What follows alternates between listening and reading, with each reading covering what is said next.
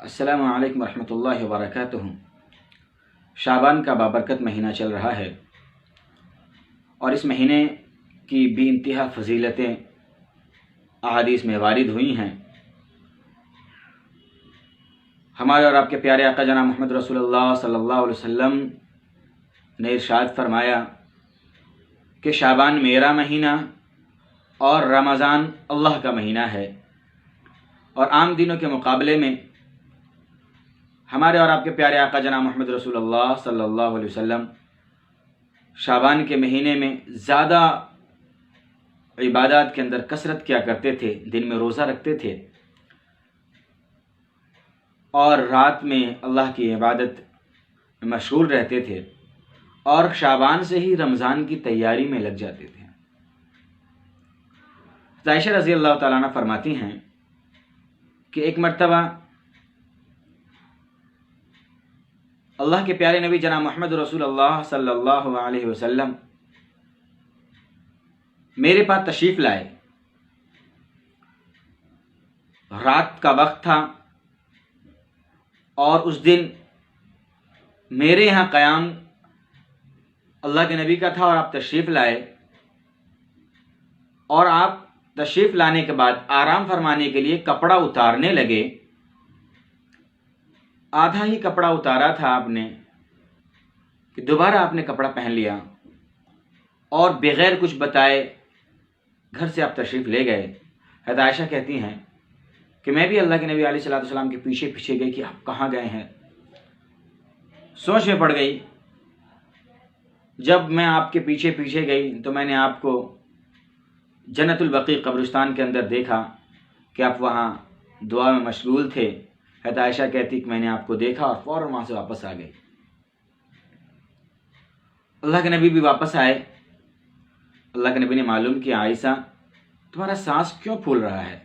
حضرت عائشہ کہتی میں تیزی سے گئی تھی اور تیزی میں واپس آئی تھی تو میرا سانس پھول رہا تھا جلدی جلدی چلنے کی وجہ سے۔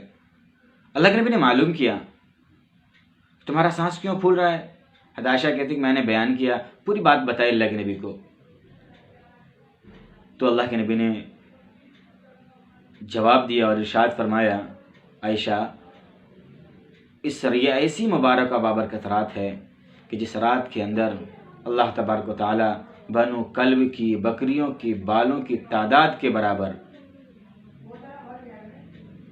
مردوں کی مغفرت فرماتا ہے۔ اور عائشہ آپ کی اجازت ہو تو میں آج کی رات عبادت کر لوں؟ تو عائشہ نے کہا کیوں نہیں اللہ کے نبی، آپ عبادت کریں۔ اور اللہ کے نبی پوری رات عبادت میں مشغول ہو گئے، اور اگلے دن آپ نے روزہ رکھا۔ صحابہ نے معلوم کیا اس روزے کے سلسلے میں 15 شعبان کے 15 تاریخ کا جو روزہ ہے اس روزے کے بارے میں رات گزارنے کے بعد تو اللہ کے نبی علیہ الصلوۃ والسلام نے ارشاد فرمایا کہ اس رات کے اندر اللہ تبارک و تعالی پورے سال مرنے والوں کی جو فہرست ہے وہ ملک الموت کے حوالے کرتے ہیں، اور میں چاہتا ہوں کہ جب میرا نام مرنے والوں کی فہرست میں لکھا جائے تو میں روزے سے ہوں، روزے دار ہوں۔ اسی مبارک رات کے اندر پورے دنیا کے نظام کو، یہ پورے دنیا کا جو بجٹ ہے اللہ پاک فرشتوں کے حوالے کرتے ہیں۔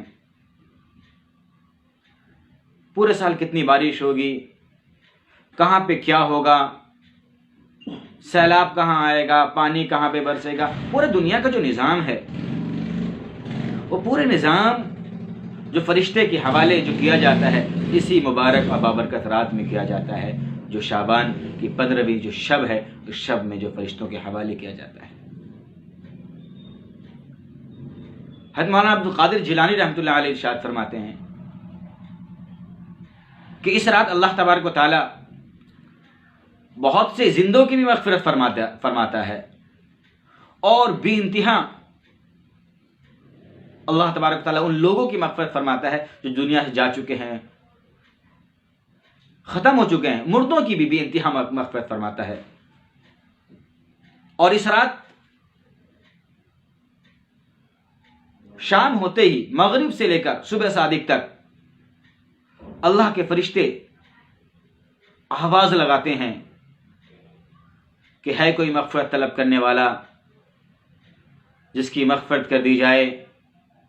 اللہ کی طرف سے آواز لگتی ہے کوئی روزی کا پریشان، روزی کی وجہ سے جو پریشان ہو اس کی روزی میں کشادگی عطا کر دی جائے. ہے کوئی بیمار اسے شفا عطا فرما دیا جائے. ہے کوئی مقروض جس کے قرض کی ادائیگی کی شکل صورت مہیا کر دی جائے. تو صبح صادق تک فرشتوں کے ذریعے اللہ تبارک و تعالیٰ اعلان کرواتا ہے.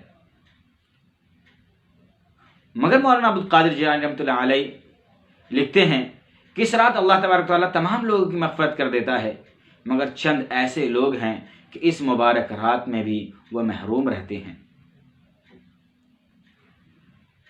حدیث سے پتہ چلتا ہے کہ ان میں سے جو لوگ محروم رہنے والے ہیں وہ لوگ ہیں جو اللہ کے ساتھ کسی کو شریک کرتے ہیں، یعنی مشرک. اس رات میں سب کی مغفرت ہو جاتی ہے مگر مشرک کی مغفرت نہیں ہوتی. جادو ٹونا کرنے والے لوگ ہیں جو جادو ٹونا کرتے ہیں اور کرواتے ہیں، اس مبارک رات میں ان کی بھی مغفرت نہیں ہوتی. ایک عجیب سا سسٹم بن گیا ہے یہ موت مارنا، اپنے طرف کسی کے جو ہے کسی کو کر لینا، یہ کہاں تک صحیح اور کہاں تک غلط ہے وہ اللہ ہی بہتر جانے. مگر اس طرح کی اگر کوئی بات ہے کہ کسی بھی سپلی عمل سے، کسی بھی عمل سے کسی کو بھی ذہنی اعتبار سے تکلیف پہنچانے کی کوئی بات ہے تو ایسے لوگوں کی بھی اس رات مغفرت نہیں ہوتی، اور کہیں سے کہیں تک یہ بات درست نہیں ہے.